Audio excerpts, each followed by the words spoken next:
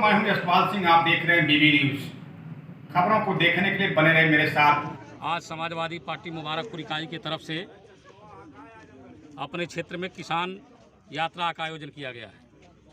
इस किसान यात्रा के माध्यम से हम जगह जगह चौपाल लगाकर किसानों से इस कृषि संशोधन बिल 2020 पर चर्चा करना चाहते हैं।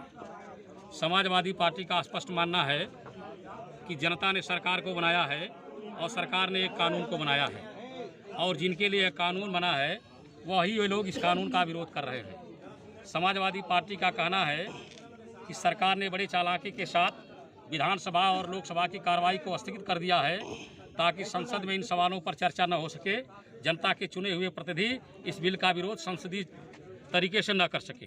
तो समाजवादी पार्टी का निर्णय है कि हम सड़क से ही इस लड़ाई को लड़ने का काम करेंगे। उस लड़ाई के तहत हम लोग आज निकले हैं। विधानसभा क्षेत्र मुबारकपुर में जगह जगह चौपाल लगा करके किसानों से इस बिल पर चर्चा करना चाहते हैं। यहाँ पे काफ़ी ट्रैक्टर दिखाई दे रहे हैं, क्या मामला है यहाँ पे? किसान और ट्रैक्टर का आप जानते हैं चोली दामन का संबंध है। बिना ट्रैक्टर के खेती नहीं, बिना खेती के ट्रैक्टर नहीं है। तो ट्रैक्टर तो रहेगा ही, चूँकि किसान हमारे साथ आए हैं और कृषि पर ही चर्चा करनी है। समाजवादी पार्टी का स्पष्ट कहना है कि ये सरकार जो है इस बिल के माध्यम से कृषि और किसान दोनों को पूंजीपतियों का गुलाम बनाना चाहती है।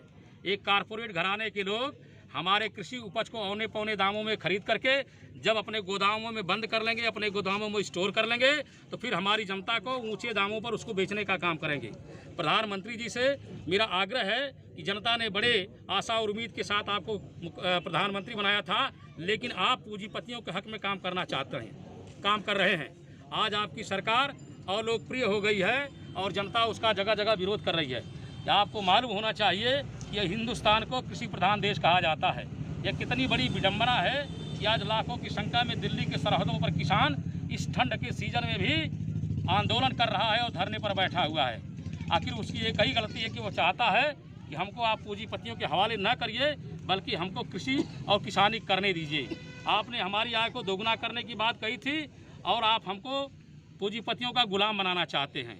तो इतनी बड़ी संख्या में अगर किसान दिल्ली में इस कानून का विरोध कर रहे हैं, तो जिसके लिए यह कानून बना है वह कहता है यह कानून हमारे लिए अच्छा नहीं है, तो उस कानून को वापस लेने में प्रधानमंत्री जी को क्या तकलीफ हो रही है। और प्रधानमंत्री को जानना चाहिए कि एक व्यक्ति की इच्छा शक्ति पर यह देश नहीं चलाया जा सकता। हिंदुस्तान लोकतांत्रिक देश है और लोकतंत्र की महिमा है कि आप जैसा आदमी इस देश का प्रधानमंत्री बना है तो आपको जनता की कदर करनी चाहिए। और अगर आप जनता की भावनाओं की कदर नहीं करेंगे तो समाजवादी पार्टी के राष्ट्रीय अध्यक्ष माननीय